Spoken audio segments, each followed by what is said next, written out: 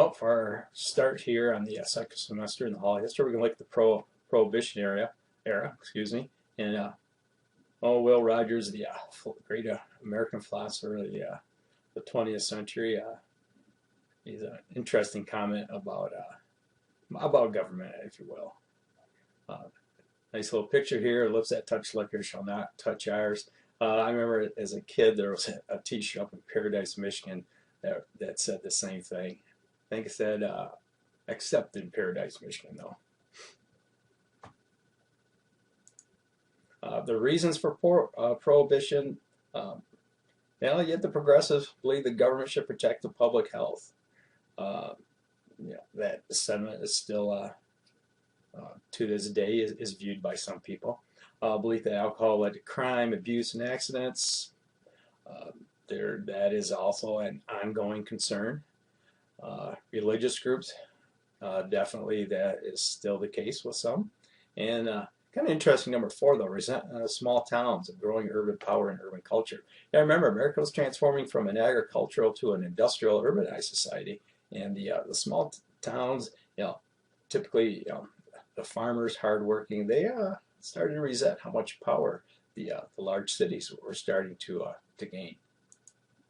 What did the 18th Amendment do? Well, it banned everything about alcoholic beverages, manufacture, sale, transportation, everything. You also have to remember this was the time of this era that the whole Roaring '20s, and also this prohibition took place. It was not well thought of. Interesting to note, only 1,500 agents policed the entire country.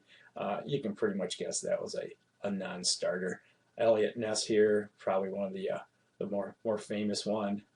It's interesting, this whole this time period, all the books, the movies, the series, television series about this era. It was people they were fascinated with this era of American history. And still are to this day. There's still the movies going on. It's the gangsters, those anti-heroes of American culture. Bonnie and Clyde, Dillinger, just some very, very interesting characters. The response, the idea of a speakeasy, it all went underground. Interesting, if you get a chance, talk to Mrs. Dahl.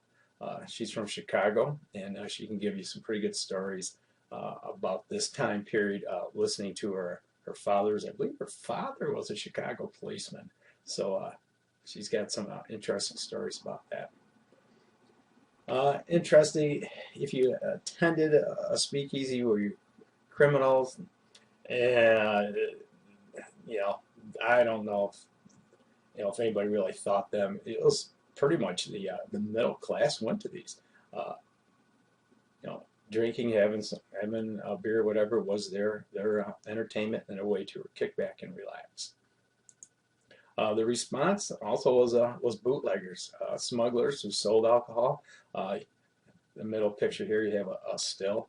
Well, actually, the picture on the left and the one in the middle. These stills are still there today.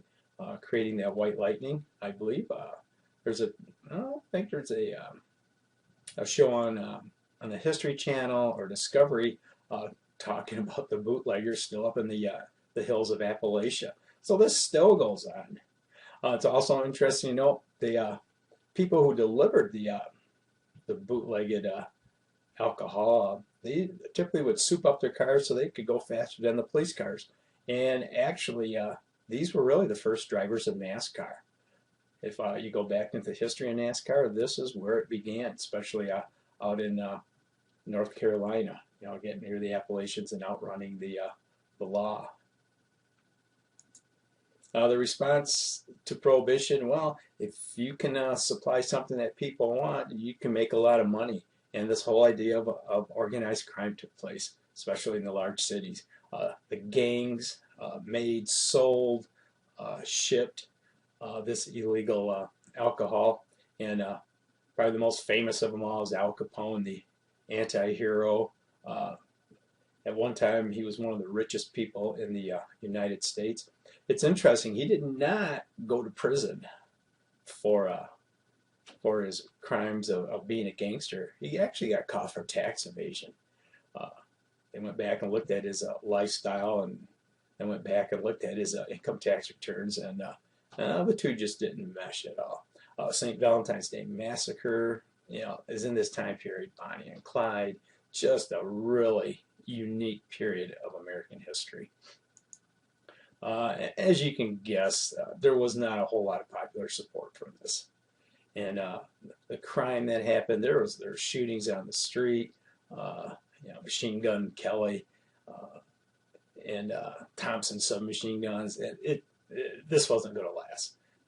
It had very, very little public support.